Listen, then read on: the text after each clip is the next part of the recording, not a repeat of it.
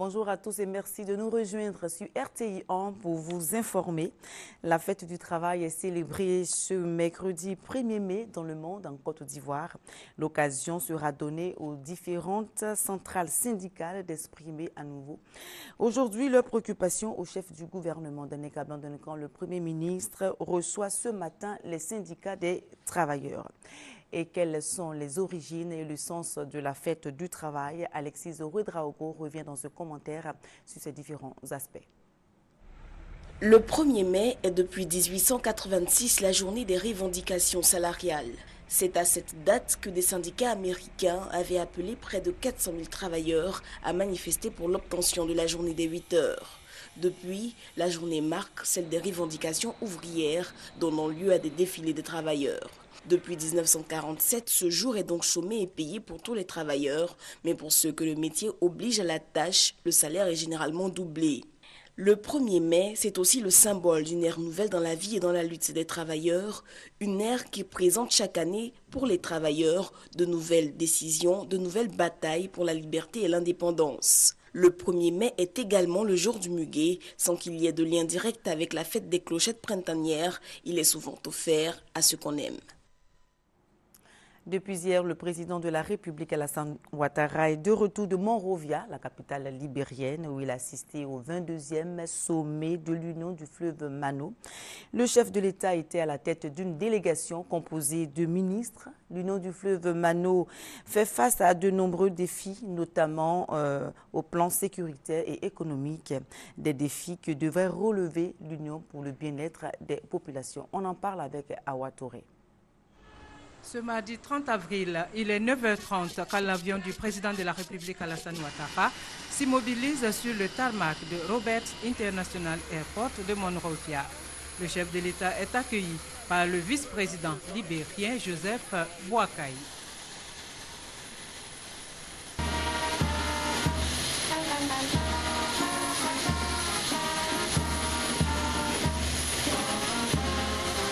À l'accueil également, la communauté ivoirienne qui a tenu à exprimer sa joie de recevoir son président sur le sol libérien.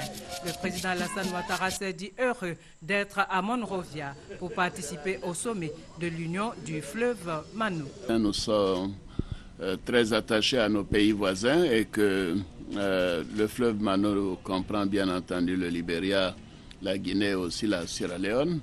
Et ce sommet, nous l'avons, en avons arrêté la date il y a déjà quelques semaines. Et si nous sommes tous présents, c'est parce que nous voulons aller plus loin dans cette coopération sous-régionale.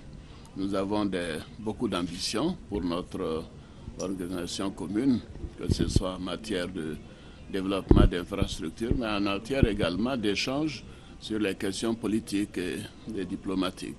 Donc je suis heureux d'être là et de pouvoir échanger avec Madame la Présidente Johnson Sirleaf, avec le président Baye Koroma, le président Alpha Condé. Après l'aéroport, cap sur Royal Grand Hotel de Monrovia, lieu choisi pour abriter ce 22e sommet des chefs d'État et de gouvernement de l'Union du fleuve Mano. Le président de la République Alassane Ouattara et ses homologues libériens Ellen Johnson Sirleaf, sierra-léonais Ernest Bayi Koroma et guinéen Alpha Condé ont mis à profit cette rencontre au sommet pour plancher sur les questions relatives à la restructuration du secrétariat de l'Union du fleuve Mano, à la construction du siège de l'Union ainsi qu'à l'interconnexion des routes prioritaires au sein de l'espace Mano afin d'imprimer une nouvelle dynamique à l'Union. Les chefs d'État ont également eu des échanges sur la paix et la sécurité dans la sous-région ouest-africaine. Ils ont réaffirmé la nécessité de poursuivre et de renforcer la lutte engagée contre la criminalité transfrontalière. La présidente du Libéria, hôte du sommet, et présidente en exercice de l'Union du fleuve Mano, a salué la présence des présidents Alassane Ouattara, Alpha Condé, Bayi Koroma. Présence qui, pour elle, est la manifestation de leur engagement à poursuivre le développement auquel aspirent les peuples de la sous-région. Pour elle, l'accent doit être mis sur la mutualisation des ressources, la recherche des capitaux et des investissements privés pour une union du fleuve Mano plus forte et dynamique. Les travaux ont été sanctionnés par un communiqué final.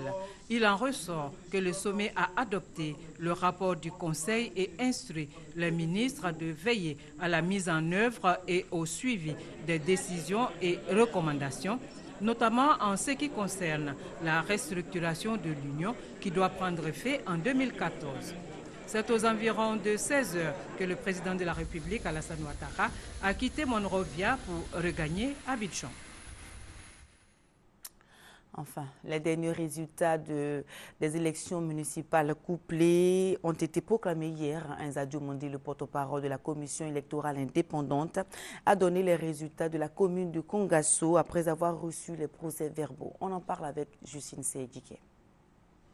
Il convient, avant de donner le résultat de la dernière commune, celle de Kongasso, de faire la précision suivante. La commission électorale indépendante travaille fondamentalement sur la base des procès-verbaux reçus du terrain.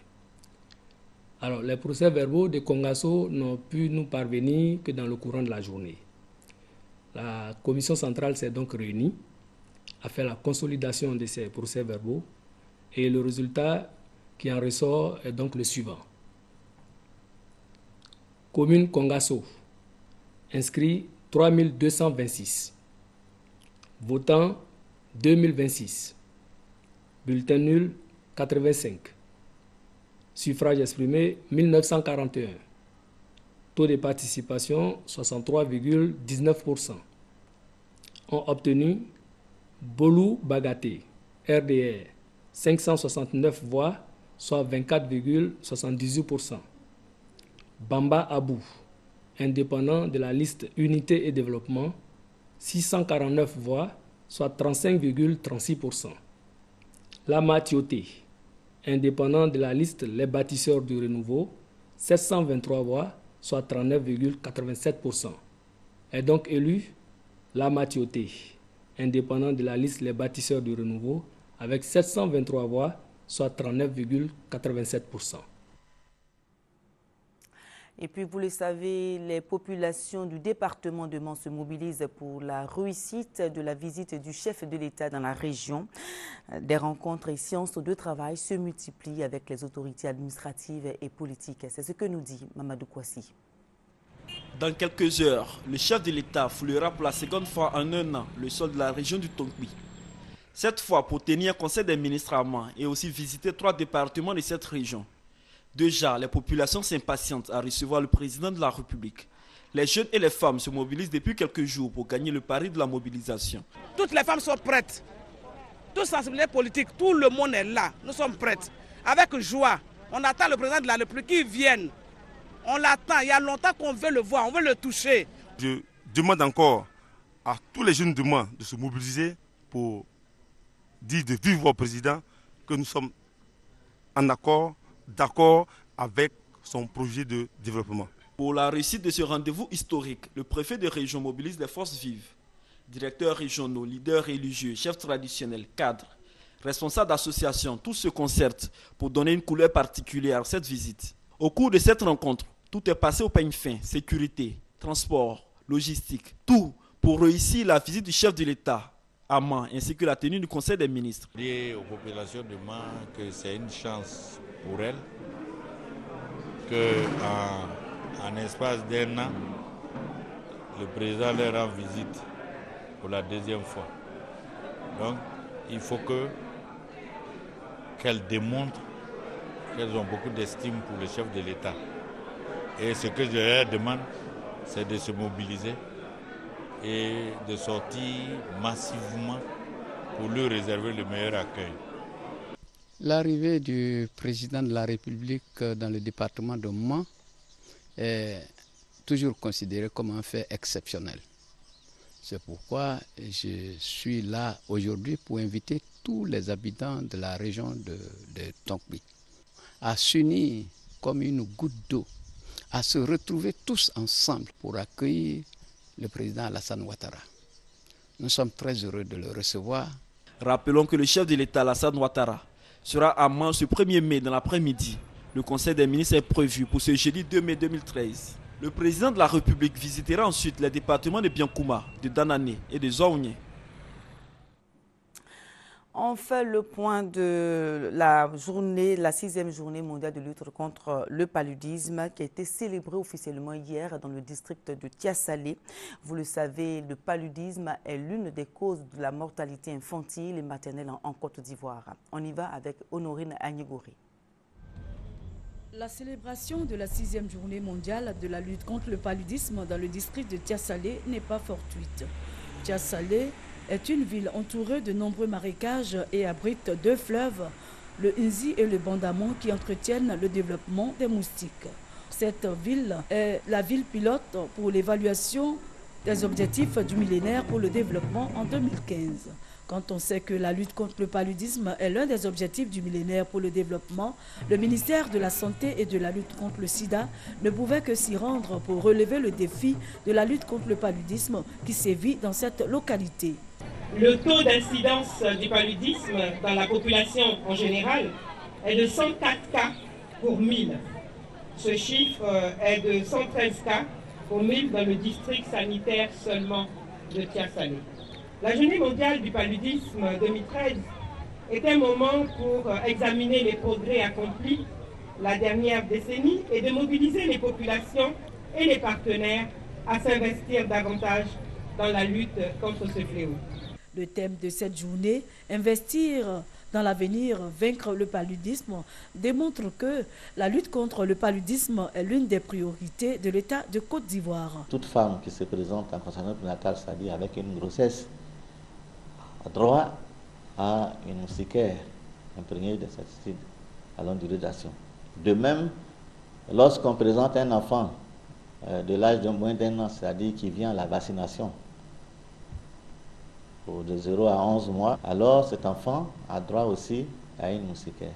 Aujourd'hui, il y a aussi la disponibilité aussi de la sulfonylurémétamine qu'on appelle la SP pour les femmes enceintes en matière de prévention. Il faut dire que, comme je le dis, en matière de prévention, il y a une avancée notable. La prise en charge dans la lutte contre le paludisme est effective à Tiassalé. Les populations souhaitent qu'elle soit renforcée. Tous les soirs, il y a une moustiquaire là, c'est moi pour dormir. Tous les soirs. C'est très bon. Partout, les moustiques nous fatiguent. Les moustiques en premier, ça ne suffit pas. Ça ne suffit pas s'il y a produit à pomper toute la ville. Pour le nettoyage de la ville de Tiassalé, bon, ça va nous aider beaucoup. Cette journée vise à dynamiser l'engagement des populations et des autorités en faveur de la lutte contre le paludisme. La Côte d'Ivoire est au 5e rang des pays endémiques. Hier après-midi, à la salle de maintenance de la radiodiffusion-télévision ivoirienne RTI, un incendie s'est déclaré. Pas de pertes en vies humaines, mais d'importants dégâts matériels. Les causes de l'incendie sont inconnues et une enquête est en cours. La ministre de la Communication, Afoussiata Bamba Lamine, s'est rendue sur les lieux de l'incendie pour constater l'ampleur des dégâts. Fin de parcours pour une prostituée cambrioleuse de domicile. Niaouré Rita, c'est son nom. Elle a été arrêtée le lundi dans la commune de Yopougon, son lieu de prédilection. La police a trouvé en sa possession un arsenal composé essentiellement de clés pour serrure de porte et plusieurs bijoux. Léon Brou nous en parle. Un mois d'activité et déjà 4 forfaits portant sur le vol d'argent et de bijoux dont elle ne peut estimer la valeur. Rita, la prostituée cambrioleuse de domicile, a son mode d'opération. Quand on tape la porte, il n'y a personne, puis on essaie la clé. On essaie la clé jusqu'à trouver celle qui peut ouvrir la porte. Si ça ne passe pas là, puis on casse. On vole les chaînes là. Si on trouve un peu d'argent, puis on prend. Quand je suis partie chez la première personne, il y a eu 30 000 là-bas. Quelques bijoux. Pour ces opérations, Rita dispose de 1000 clés, 200 retrouvées après perquisition à son domicile de Koumassi et les 800 autres en sa possession lors de son arrestation à Yopougon. Une arrestation facilitée par le gérant de l'immeuble où Rita a commis avec son gang un vol une semaine plus tôt. Ce monsieur qui a remarqué des présences de femmes qui n'habitaient pas l'immeuble a réussi à interpeller justement cette dernière.